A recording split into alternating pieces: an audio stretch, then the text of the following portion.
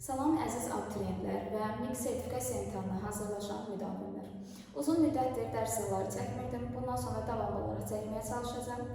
Bugün sizlərə izah edəcəm isim bölməsini. Dərsimizə keçmədən öncə kanala abunə olmağı, videonu izlədikdən sonra isə bəyənməyi və rəy yazmağı unutmayın. İsim bilirik ki, əsas nitq hissələrindən biridir və ümumiyyətlə nitq hissələri haqqında nə bilirik? Nitq hissələrini öyrənirik morfologiya bölməsində, yəni morfologiya öyrənir nitq hissələrini və onların dəyişmə xüsusiyyətlərini. Bəs bizim neçə nitq hissəmiz var? Nitq hissələrini neçə yerə bölürük? Nitq hissələri. Deməli, bizim ümumilikdə var 11 nitq hissəmiz və 11 nitq hissəsini bölürük iki qrupa. Var əsas nitq hissələri və köməkçi nitq hissələri.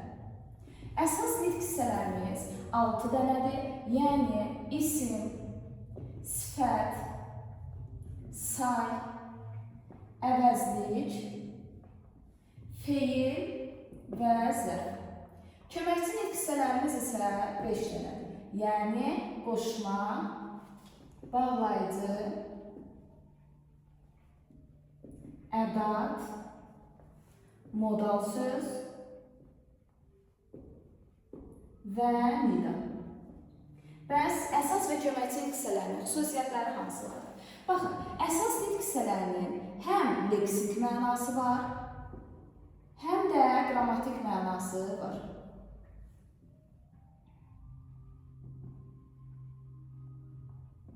Ancaq köməkçi nitq hissələrində leksik məna yoxdur, leksik məna olur. Yalnızca qrammatik mənası var.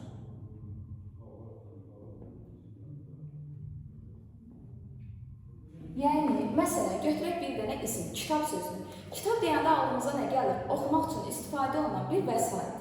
Bu, bunun leksik mənasıdır. Ancaq, məsələn, köməkçi hissəsi desək, hətta ağlımıza nə gəlir? Nəyinsə adıdırmı, əlamətidirmi?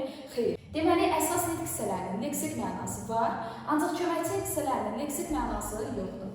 Ancaq qrammatik məna həm əsas nitq hissələrində, həmçində köməkçi hissələrində var. Daha sonra, əgər bir sözün leksik mənası varsa, yəni bir anlayış ifadə edirsə, deməli, həmin söz müəyyən bir suala cavab verir. Deməli, əsas nitq hissələri suala cavab verir. Ancaq köməkçi nitq hissələri suala cavab verir. Suala cavab verir. Məsələn, deyirsən, m-mimumi. M-mimumi sual edatıdır. Biz buna sual verə bilərik? Təbii ki, xeyr. Daha sonra, baxın, hər hansısa bir sualı götürək. Məsələn, kim, nə, hara sualı. Bu suallar sintaksisdə hansı cümlə üzvünün sualı, mübtədanın sualı. Deməli, suala cavab verirsə, əsas nitq hissələri artıq cümlə üzvü də olur. Cümlə üzvü olur.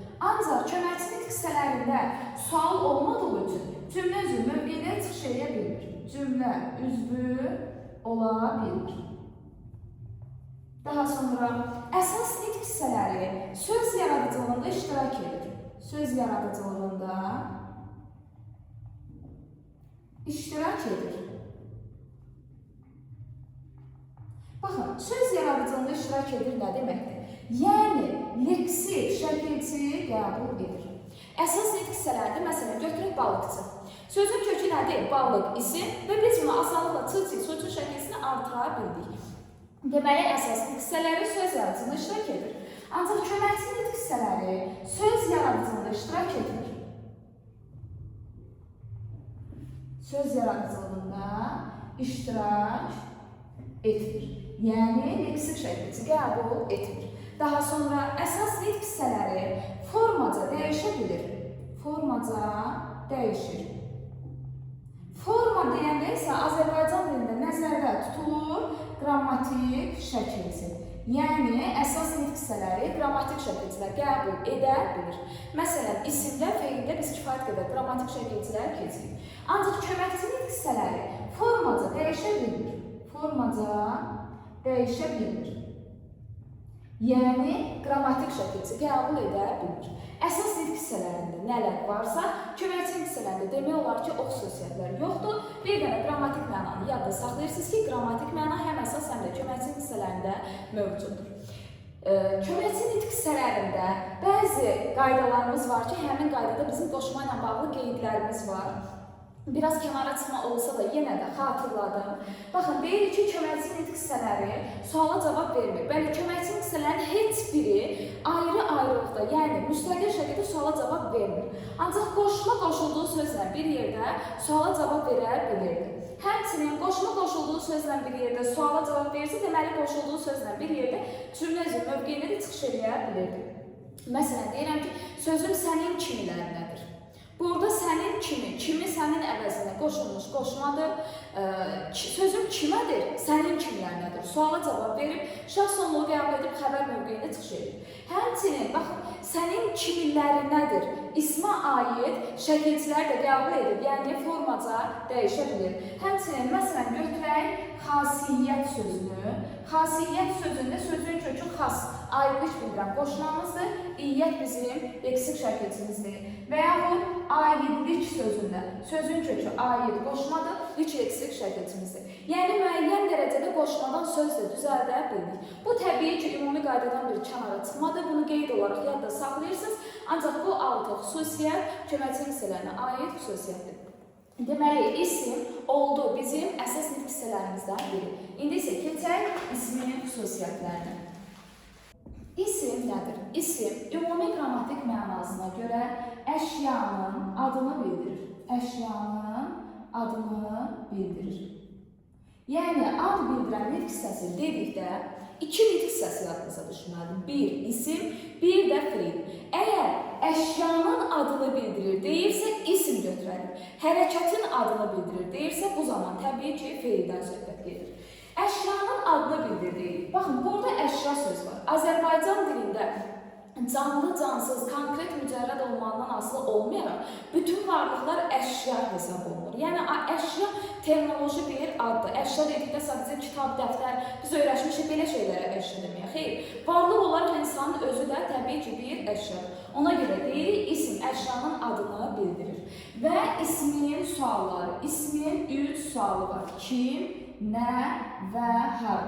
Bilirik ki, əgər insana aid olan isimlərdirsə, kim sualını verərik. Digər canlı və yaxud da cansızlardırsa, nə sualını verərik. Yox, əgər məkan anlayışı ifadə edirsə, bu zaman da hara sualını verərik. Bəs ismin əsas xüsusiyyətləri hansılardır? İsmin əsas xüsusiyyətləri mənsubiyyətə görə dəyişir. Mənsubiyyətə görə dəyişir. Şəxs xəbərli şəkilçisi qəbul edir.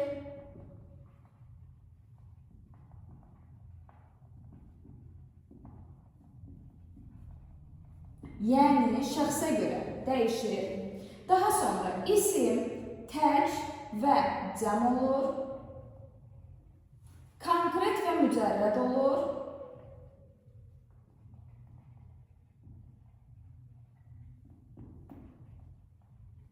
Ümumi və xüsusi olur.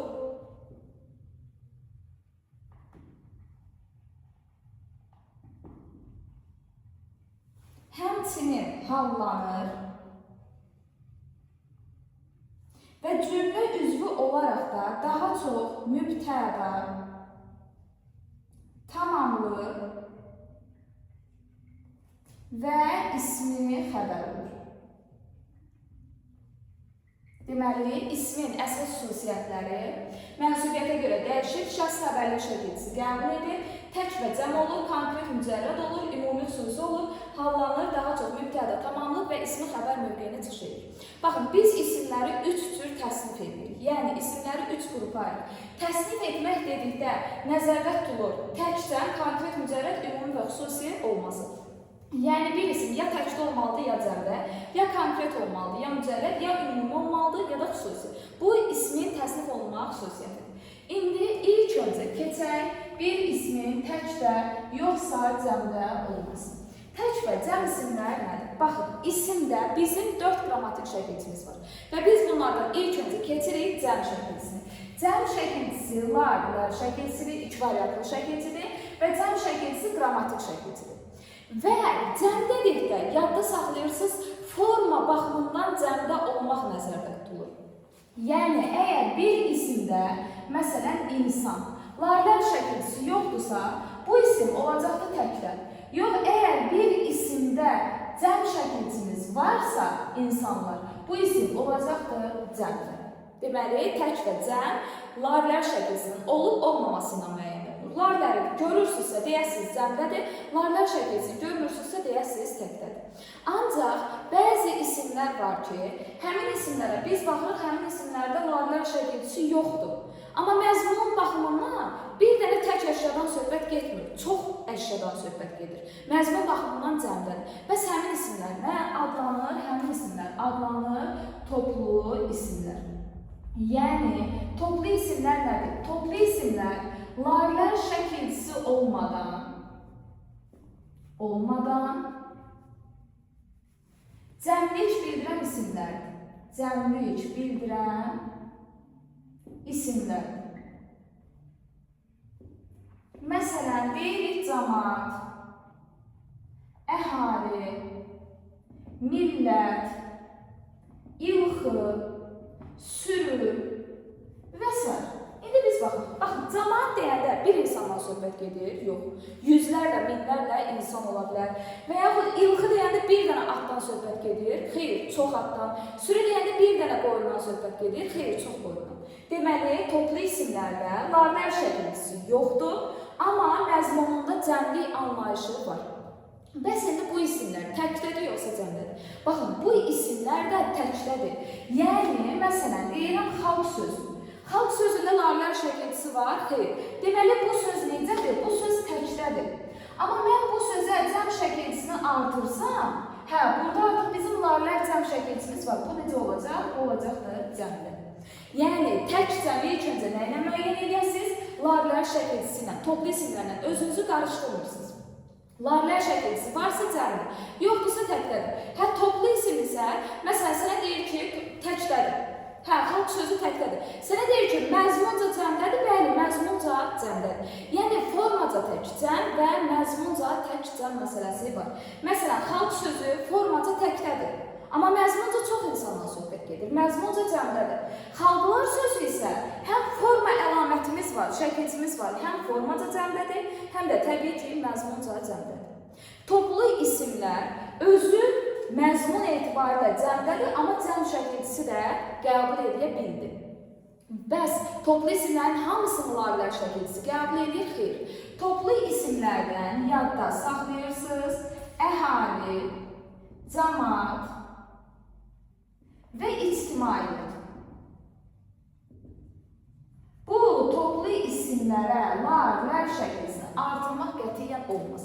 Yəni, əhali, cəmaət, ictimaiyyət toplu isimləri cəmlənməz. Ancaq geridə qalan toplu isimlərə asanlıqla larlər şəkilçisini artırıb, həm formaca, həmçində məzmunca cəmdə işlədə bilər.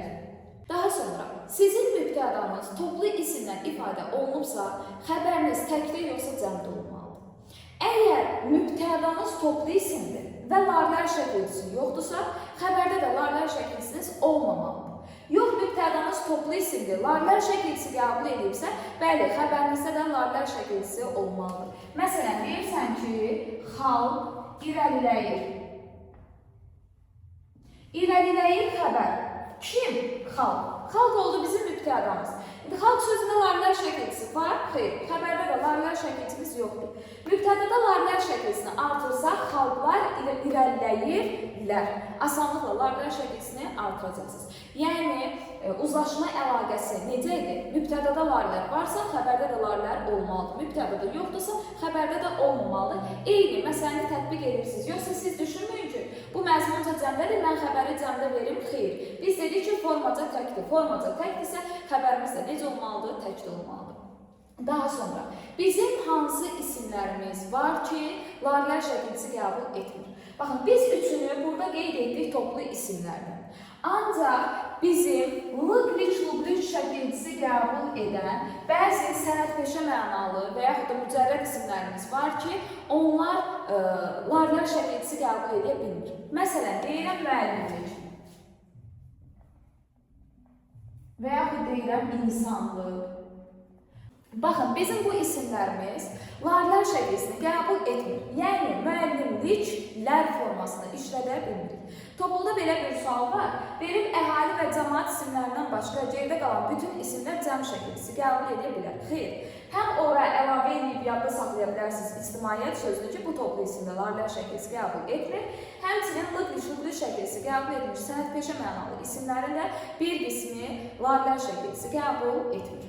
Bu oldu ismin tək və cəm olmaq xüsusiyyəti. Daha sonra konkret və mücərrəd isimlər.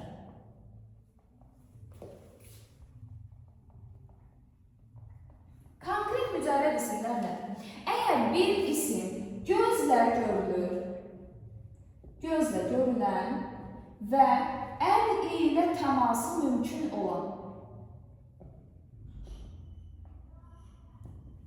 bu isimlər adlanır konkret isimlər. Hətta biz ora əlavə edə bilərik təsirlərini hiss etdiyimiz isimlər. Deməli, gözlə görülən, əl ilə təması mümkün olan, təsirlərini hiss etdiyimiz isimlər hesab olunur konkret isimlər. Əllə toxunulmayan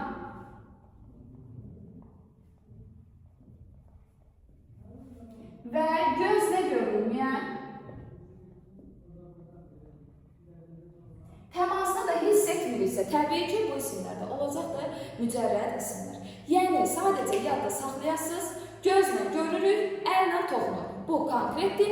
Gözlə görmürük, əllə təmas edə bilmiriksə, bu isimlərdə olacaqdır mücərrəd isimlər. Məsələn, deyirəm kitab, ev, qələm və s. Biz bunları görürük və toxunuruq. Deməli, konkret isimlərdir. Mücərrəd isimlər daha çox düşüncə, təxəyyüllə bağlı olur.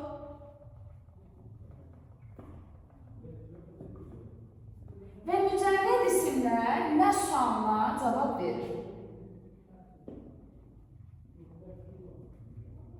Deməli, mücərrəd isimlərdə bu xüsusiyyətlə yanaşı yadda saxlayırıq ki, düşüncə və təxəyyüllə bağlı olur, nə sualına cavab verir. Məsələn, deyirəm ağıl, fikir, yuxu, arzu, düşüncə, xəyal və s. Biz bunları nə görmürük, nə toxunmuruq, nə də ki, təsirlərini hiss etmirik. Deməli, bu isimlərdə olacaqdır mücərrəd isimlər. Baxın, indi bizim əsas iki dənə sözümüz, külək və hava. Bu sözlər konkretdir yoxsa mücərrəd? Bu sözləri götürəcək konkret isimlər. Niyə?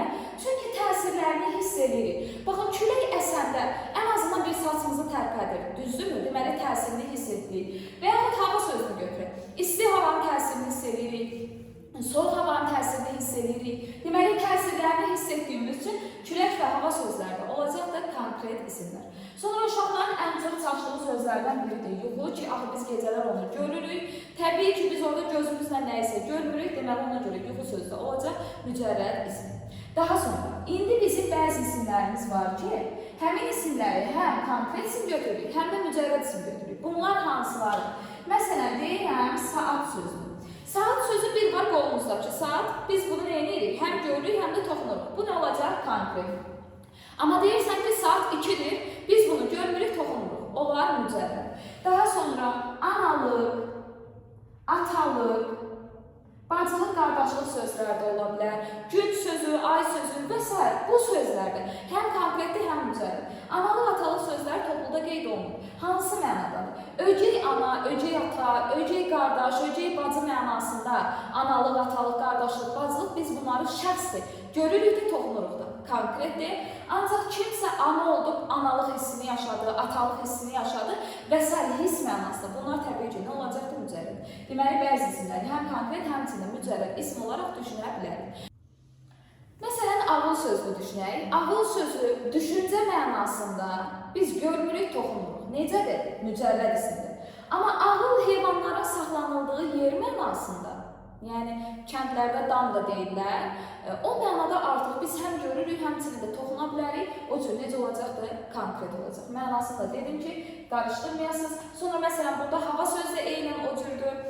Toylarda musiqi havası ki, səslənir. Həmin hava mücərrəddir. Amma qəbul etdiyimiz hava, təbii ki, təsirini hiss etdiyimiz üçün hesab olunur konkret isim. Bu da olur ismin konkret və mücərrədlik xüsusiyyəti. Ümumi və xüsusi isimlər. Ümumi xüsusi isimlər nədir? Ümumi isimlər eyni cinsli əşyalara aid ümumi adlar. Eyni cinsli əşyalara aid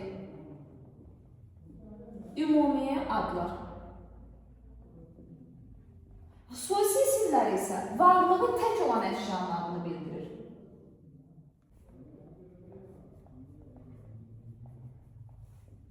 Deməli, ümumi isimlər eyni cinsli əşyalara aid verilən ümumi adlara deyilir. Xüsusi isimlər isə varlığı tək olan əşyanın adını bildirən isimlərə deyilir. Məsələn, deyirəm pişik, kitab, qələm və s. Bunlar nədir? Ümumi isimlərdir. Eyni cinsli əşyalara aid ümumi adlardır. Məsələn, bunun müxtəlif rənglərini gətirsinlər, müxtəlif formalarını gətirsinlər, hamısına eyni adı deyəcək. Deməli, bu nədir? Bu əşyaların hamısına verilən ümumi bir addır. Bu olur ümumi isim. Ancaq varlığı tək olan əşyanın adını bildirsin. Bu artıq olur xüsusi isim. Xüsusi isimlərə nələr daxildir? İnsan adları, soyadları, təxəllüs və ləqəbləri. İnsan adları, soyadları, təxəllüs və ləqəbləri. Daha sonra coğrafi və astronomik adlar. Yəni kosmosla bağlı olan adlar, yer, ölkə, çay, göl və s. bu adlar. Bir də heyvanlara verilən xüsusi adlar.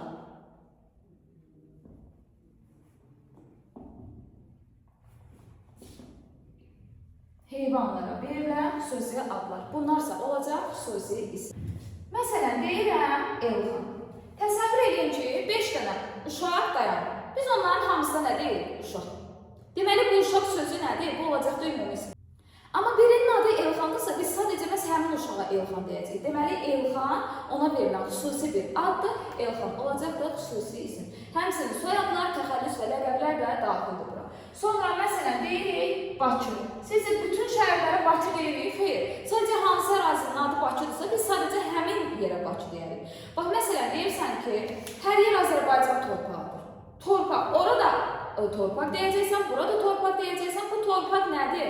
Ümumi bir addır, ümumi isimdir. Amma müəyyən bir ərazi sahəsi var ki, biz orada deyirik Bakı. Yəni, hər yerə Bakı demirik. Deməli, Bakı məhz o ərazini fərqləndirmək üçün verilmiş xüsusi bir addır. Sonra, heyvanlara verilən xüsusi adlar. Burada çox diqqətli olursunuz. Baxın, pişik o cinsdə olan heyvanların hamısına deyilir. Məsələn, burada dayansın 7-8 dənə pişik, biz onun hamısına pişik deyəcəyik. Düzdür? Deməli, pişik ümumi bir addır. Amma hər hansısa bir pişiyə ad qoyurlar məstan adını. İndi biz bütün pişiklərə məstan deyərik? Yox, təbii ki. Hansı pişiyin adı məstansa ona deyirik. Deməli, məstan artıq nədir? Xüsusi isimdir. Yəni, təsəvvürlə öz evində pişik saxlayırsan, onun adı məstandır. Çıxmısan çölə qonşunun pişiyini görmürsən. Sən ona da məstan deyəcəksən? Yox, təbii ki. Öz pişiyinə xüsusi bir ad vermirsən və o artıq nə sayılır? Xüsusi isim sayılır. Yəqin ki, Koroğlu eposunu çoxumuz oxumuşuq. Koroğlu eposunda Koroğlunun atlarının adı Qırat, Dürat və yaxud Giziroğlu Mustafa bəyin atının adı Alapaça və s. Baxın, bunlar nədir? Heyvanlara verilən xüsusi adlardır. Yəqin ki, kənd yerlərində getmişsiniz. Məsələn, görürsünüz, inəklərə adlar qoyurlar, qoyunlara adlar qoyurlar, alagöz və s. Bax, bunlar nədir? Heyvanlara verilən xüsusi adlardır və bunların hamısı hesab olunur xüsusi isim. Daha sonra, xüsusi isimlər hər zaman yazılır böyük hərflə. Hər zaman böyük hərflə yazılır, çünki varlığı tək olan əşyanın adını bildirir. Ümumi isimlər isə kiçik hərflə yazılır. Ancaq bu demək deyil ki, ümumi isim böyük hərflə yazıla bilməz. Xeyr, bu sadəcə nəzəri bir qaydadır. Əgər sizin cümləniz məsələn ümumi isimdən başlayırsa, deyirəm kitabı mənə ver. Kitab ümumi isimdir, cümlə kitabla başlayır. Sən kitab sözünü kiçiyinə yaza bilmərsən. Necə yazacaqsan? Böyüklə yazılsan. Sadəcə belə bir qaydamız var ki, xüsusi isimlər kiçiyinə yazılır, xüsusi isim hər zaman yalnızca böyük hərflə yazılmalıdır. Daha sonra ən əsas bir məqamımız. Baxın, ümumi isim xüsusi ismə çevrilə bilər, xüsusi ism isə ümumi ismə çevrilə bilər. Biz ümumi ismin xüsusi ismə çevrilməsini çox rahatlıqla tapırıq. Məsələn, deyirəm ki, lalə. Lalə bir bitkidir. Biz bunu götürdük, hər hansısa bir uşaq doğuldu, ona ad olaraq verdik. Lalə bitki olaraq ümumi ismidir, insan adı olaraq verdiysə bu artıq nə olacaqdır? Xüsusi ism. Və yaxud məsələn, götürək aslan sözünü. Aslan. Biz bunu hər hansısa bir insana ad olaraq versək, körpə doğuldu, ona aslan adını verdik. Bu nə olacaq? Xüsusi ismi. Yəni, ümumi ism olaraq mövcud idi. Biz insan adı olaraq verdiksə, artıq nəyə çevrildi? Xüsusi ismə çevrildi. Bu, ümumi ismə çevrilməsi. Xüsusi isim ümumi ismə necə çevrilə bilər? Məsələn, deyirəm, rentgen. Rentgen hər hansı bir şəxsin soyadıdır. Amma bu gün, məsələn, rentgen aparatı, rentgen şüaları və s. istifadə olunur, düzdürmü? Rentgen. Deməli, bu artıq nə olacaqdır? Xüsusi ismin ümumi ismə çevrilməsi. Yəni, soyadıydı, indi artıq aparatlarda da istifadə olunur, şua adlarda da istifadə olunur və s. Nəyə çevrilibdir? Ümumi ismə çevrilir. Baxın, xüsusi ismin ümumi ismə çevrilməsidir. Budur. Ümumi ismin xüsusi ismə çevrilməsi isə budur. Kitablarımızda rast gəlirik, ancaq bilmirik ki, xüsusi isim ümumi ismə necə çevrilir. Daha sonra, başqa nitq hissələri xüsusi ismə çevrilə bilər. Bəli, başqa nitq hissələri də xüsusi ismə çevrilə bilər. Bu necə baş verir? Məsələn, götürək coşqun sözünü. Coşqun insan adı olaraq, təbii ki, böyük hərflə yazacaq xüsusi isim. Amma biz bu sözü kiçik hərflə yazsaq, bu nə olacaq? Məsələn, coşqun çay, coşqun dəniz. Çevrildə olduğu hansı nitq hissəsi? Sifət, düzdür? Deməli, coşqun adi halda sifətdir. Biz onu hər hansı bir uşağa ad olaraq verdiksə, bu artıq nə olacaq? Xüsusi isim. Məsələn, mehriban sifətdir. Biz uşağa mehriban adını verdiksə, olacaq da xüsusi isim. Məsələn, sevil, feildir nitq hissəsi olaraq, amma bir qadına sevil adını verdilərsə, sevilib olacaq xüsusi isim. Bu məsələdə çox diqqətlə yanaşırsınız ki, qarşılayasınız. Baxın, bəzən sizə deyir ki, hansı cümlədə xüsusi ismə çevrilən söz nitq hissəsi olaraq isim deyil. Tez qasırıq elə Lalə, Nərgiz, bu sözləri harada görürük, bunları götürürük. Xeyr, şərti diqqətlə oxumaq lazımdır ki, ismin xüsusi ismə çevrilməsini istəyir, yoxsa başqa bir nitq hissəsinin xüsusi ismə çevrilməsini istəyir. Bu da oldu xüsusi və ümumi isim. Daha sonra keçək mənsubiyyət şəkilçilərinə.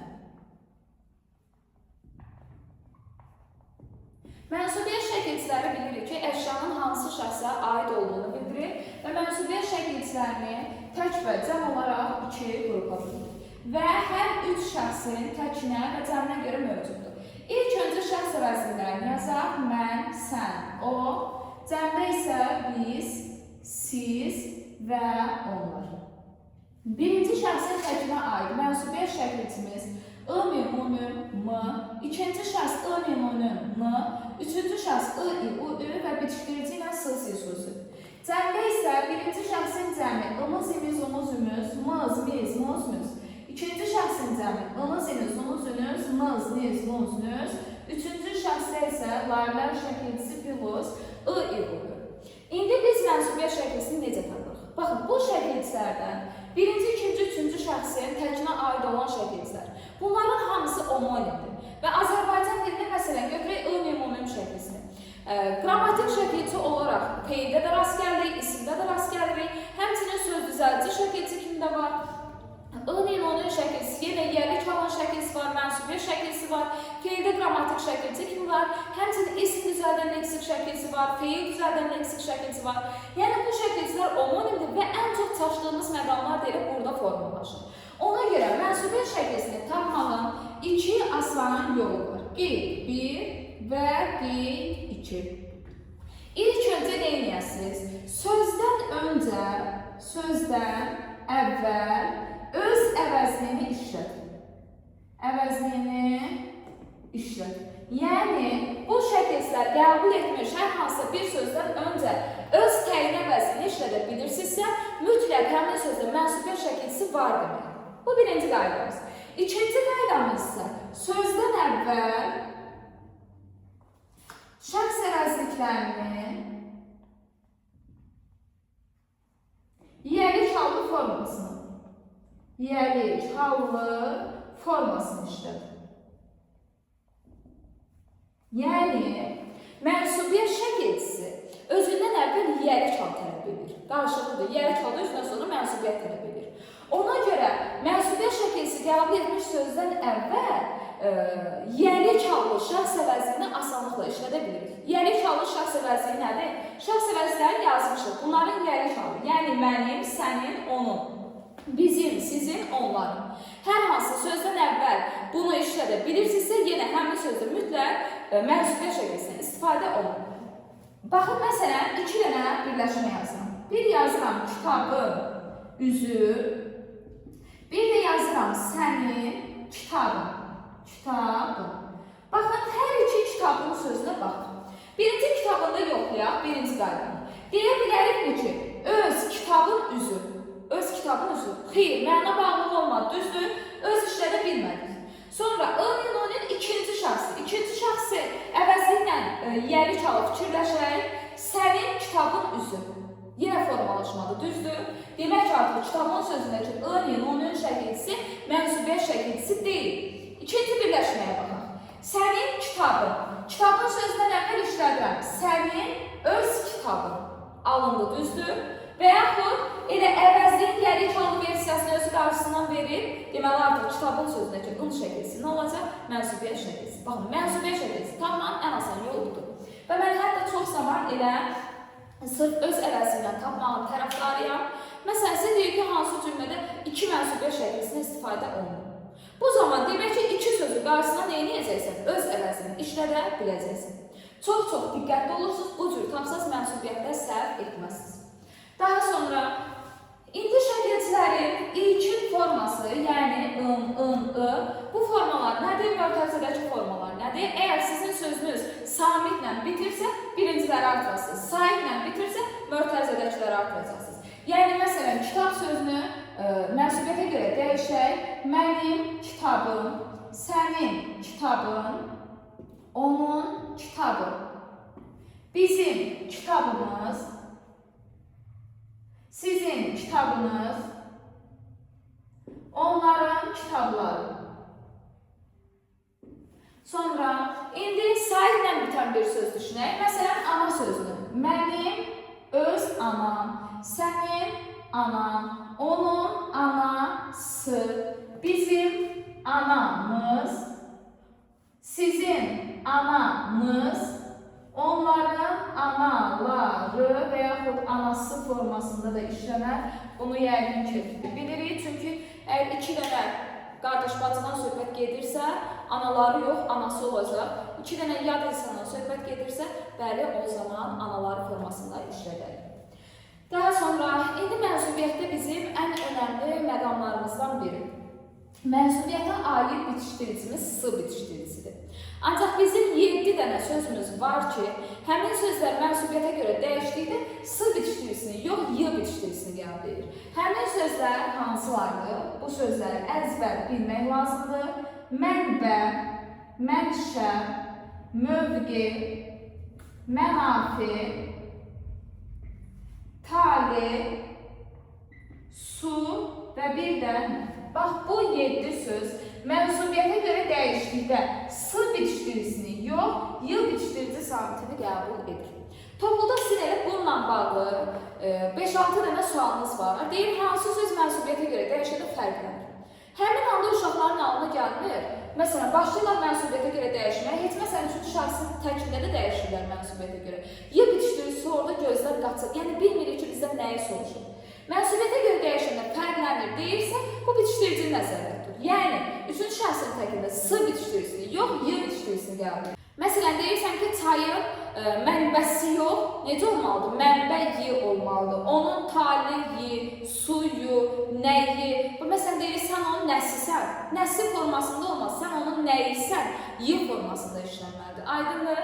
Deməli, mənbə, mənşə, mövqe, mənafi. 4 dənə bu ilə başlayır. Bir də tali, su, nə? Bu sözlər mənsubiyyətə görə dəyişəndə fərqlənir. Keçək şəxs xəbərli şəkilçilərinə. Şəxs şəkilçilərinə həmçinin xəbərli şəkilçiləri və yaxud şəxs sonluqları da deyirik. Yenə şəxs şəkilçiləri də hər üç şəxsin təkinə və cəminə görə mövcuddur.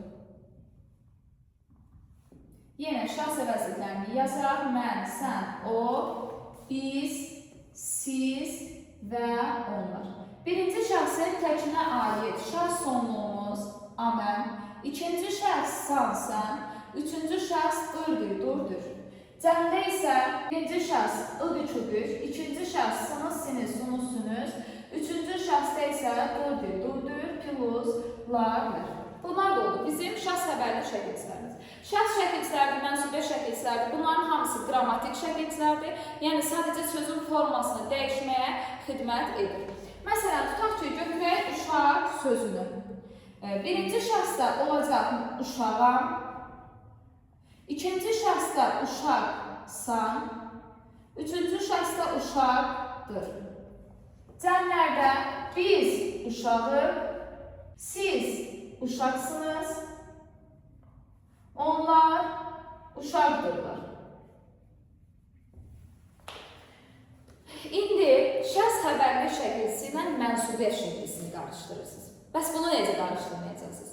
Baxın, mənsubiyyətdə dedik ki, şəxs əvəzliklərinin yiyəli çalı formasını artırırıq. Bəs şəxs sonluqlarında nə edəcəyik? Şəxs xəbərli şəkillərində elə əvəzlinin özünü artıracaqsınız. Yəni mən, sən, o, biz, siz, onlar. Bu şəxs əvəzliklərini deyə bilirsə sözün qarşısına şəxs sonluğunu tapacaqsınız. Mənim, sənin, onun, bizim, sizin, onların deyə bilirsə bu zamanda mənsubiyyət şəkilsini tapasınız. Baxın, yazıram uşağım, bir də deyirəm uşağam. Uşağım sözündən əvvəl nə deyirik? Mənim uşağım. Uşağım sözündən əvvəl nə deyirik? Mən uşağım. Deməli, əvəzliyin yeri çallı formasını dediksə, tapdıq mənsubiyyət şəkilsini, sırf əvəzliyin özünü dediksə, bu zaman tapdıq şəxs şəkilsini. Bu da olur bizim şəxs xəbərli şəkilsimiz. Şəxs şəkilsi qəbul edən sözlər bilirik ki, xəbər mövqeyini çıxış edir.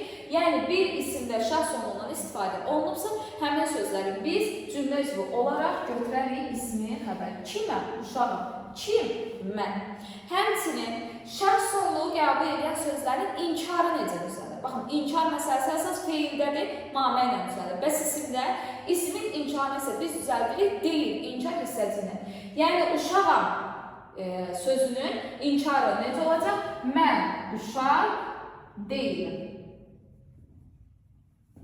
Deməli, şəxs sonluğu qəbul etdikdə də inkarı düzəldərik, deyil, inkar hissəcini. İnşallah ki, video sizin üçün xeyirli, faydalı oldu. Kanala abunə olaraq videonu bəyənib və yazmağı unutmayın. Sağ olun, sağlıqla qalın.